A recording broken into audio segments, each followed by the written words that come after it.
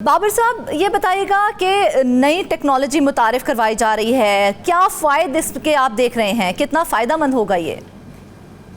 देखिए, इसको आम शहरी के लिए इसको सिंपल वर्ड्स में मैं बयान कर देता हूँ।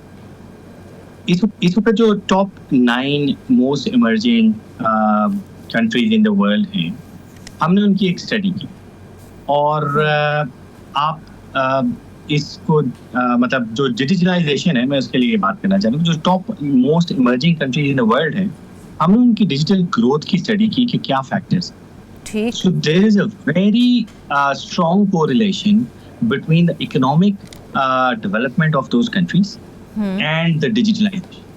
यानी कि जिस seriousness और in depth digitalization से वो लेके चले हैं अपनी country को, there is a very strong correlation कि उनकी economy भी उसी तरह से ऊपर गई. So this gives us a very good opportunity and lesson कि हमें भी अपने आप को digitalize करने की.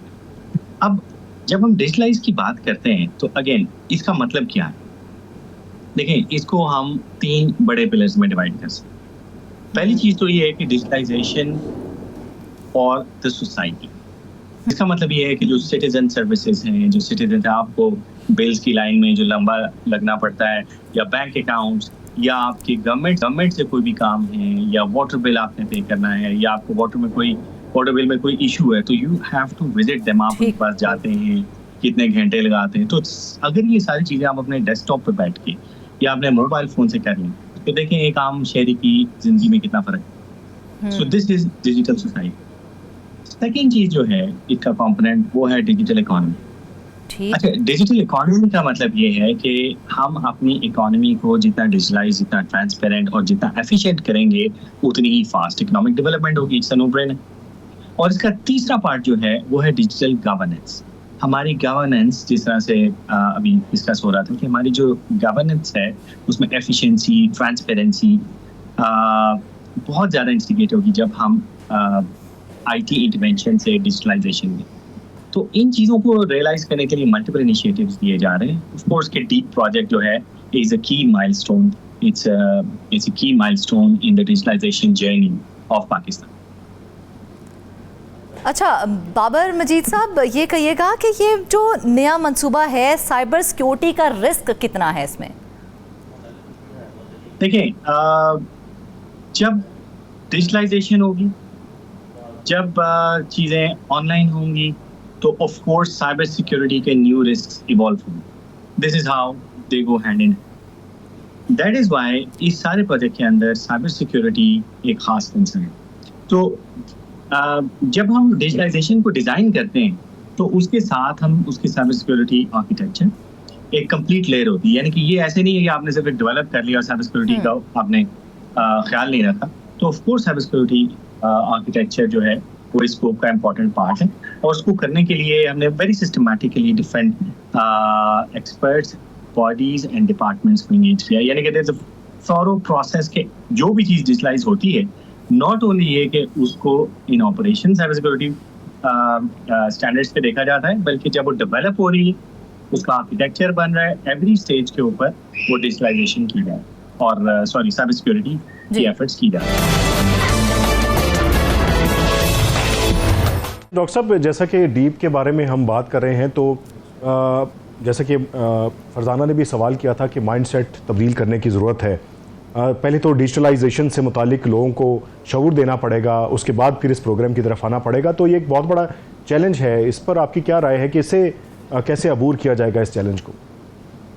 अच्छा, ये आपने बिल्कुल सही कहा। देखें, जब टेक्नोलॉजी को इम्प्लीमेंट करना होता है तो एक चीज़ याद रखें कि सबसे आसान पार्ट टेक्नोलॉजी को इम्प्लीमेंट करना, जो बाकी के 2 कंपोनेंट्स हैं वो बड़ा चैलेंज होता है। सबसे बड़ा जो मैं अभी एक्सप्लेन करता हूँ, सबसे बड़ा चैलेंज जो होता है वो होता है पीपल, चेंज मैनेजमेंट, ट्रांसफॉर्मेशन। जब भी आप ट्रांसफॉर्मेशन करते हैं तो ये एक बेसिक ह्यूमन नेचर है कि humans don't welcome change easily until unless they are convinced. और ये challenge internal and external both है गवर्नमेंट, यानी कि within the government as well.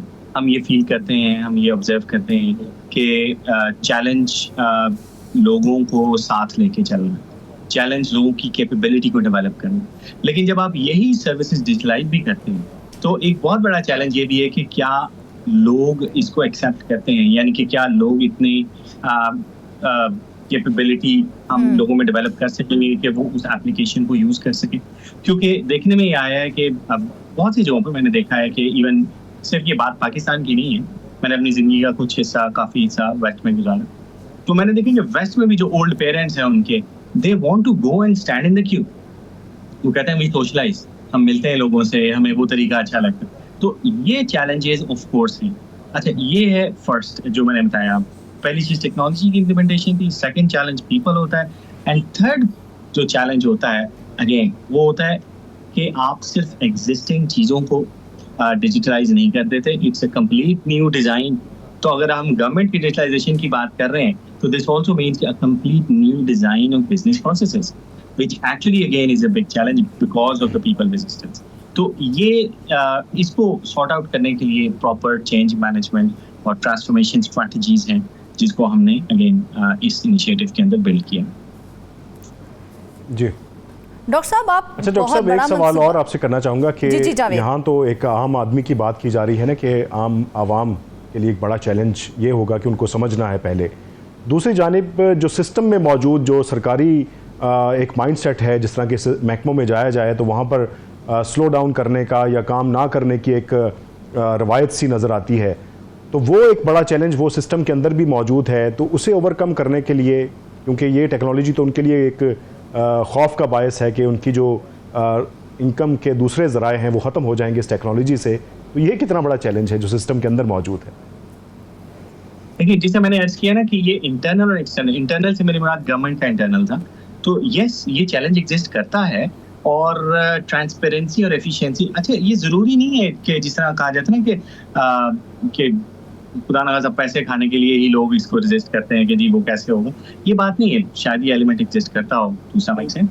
बड़ा चैलेंज जो एग्जिस्ट करता है वो human nature to resist the change. देखिए, एक शख्स जिसने अपनी जिंदगी के लिए 30 साल 35 साल वो मैनुअल फाइल्स के ऊपर गुजारे हैं, उनके लिए एक नई टेक्नोलॉजी को लर्न करना और एक्सेप्ट करना, जबकि यंग पीपल उनसे जल्दी उसको अडॉप्ट कर जाते हैं, this has been observed to be a big barrier.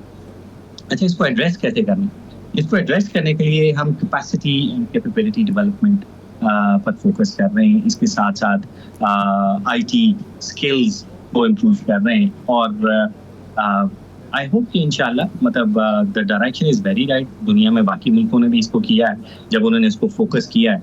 तो ज़रूरत जो इस स्टेज पे होती है टू इनिशिएट वो है टॉप मैनेजमेंट की कमिटमेंट। एंड पाकिस्तान में आई विल से कि we are lucky right now. इस वक्त हमें टॉप मैनेजमेंट से कमिटमेंट मिल रही है, गवर्नमेंट में इवन प्राइम मिनिस्टर साहब, even ministries, they all want to do it और वो हमें हर तरह की सपोर्ट दे रहे हैं। So I see light, I see challenges but I see light कि जी ये इसको किया जा सकता है।